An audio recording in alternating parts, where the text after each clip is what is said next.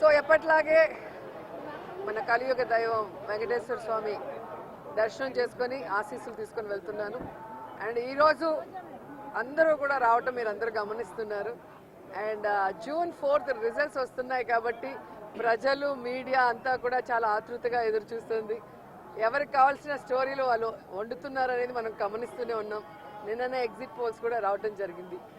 ఎవరు ఏం exit polls ఇచ్చినా ఎక్కడ ఏం డిస్కస్ చేసినా ఫైనల్గా జరిగేది second time Jagananna CM.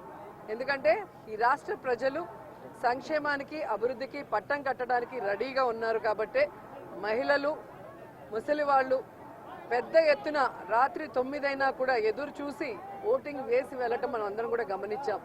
So మనకి స్వాతంత్రం వచ్చిన తర్వాత ఇంత పెద్ద ఎత్తున సంక్షేమాన్ని అభివృద్ధిని ప్రజల కోసం అందించిన ఏకైక ముఖ్యమంత్రి జగన్మోహన్ రెడ్డి గారు.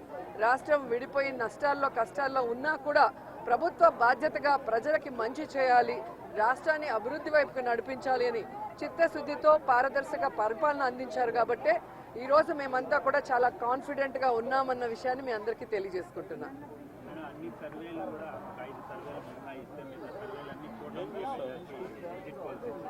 ఈరోజు కూటమి కొత్తగా పెట్టుకున్న కూటమి కాదు, ఆల్రెడీ 2014లో పెట్టుకుంది. అప్పుడైతే కొత్త కాంబినేషన్ కాబట్టి ప్రజలు ఎక్స్పెక్ట్ చేసి ఓట్లు వేశారు. కానీ 2014లో అక్కడ ఇక్కడ 2 చోట్ల కూడా కూటమి అధికారంలోకి వచ్చినా కూడా ఈ రాష్ట్రాన్ని సర్వనాశనం చేసింది. కానీ ఈ రాష్ట్రానికి ఇవ్వాల్సినది ఏమీ ఇవ్వలేదు, ఏమీ అభివృద్ధి చేయలేదు అన్నది ఈ రాష్ట్ర ప్రజలు గమనించారు. కాబట్టే ఈరోజు ఆ కూటమికి క్రేజ్ లేదు అనేది మీకు తెలుసు, మాకు తెలుసు.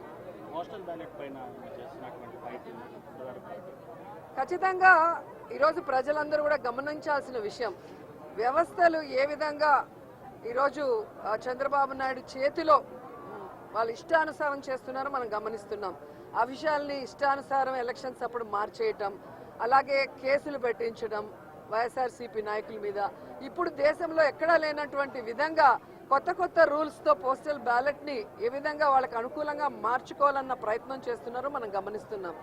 అదే చెప్తున్నా కదా, ఎవరెన్ని దొంగ ఆటలాడినా, ఎవరెన్ని వ్యవస్థలను మేనేజ్ చేసినా ప్రజల మనసులో ఉన్న జగన్ గారిని చంద్రబాబు నాయుడు కాదు కదా, ఆయన పుట్టించిన ఖర్జూరం నాయుడు కూడా మేనేజ్ చేసి మార్చలేడని కూడా ఈ సందర్భంగా తెలియజేసుకుంటున్నాను.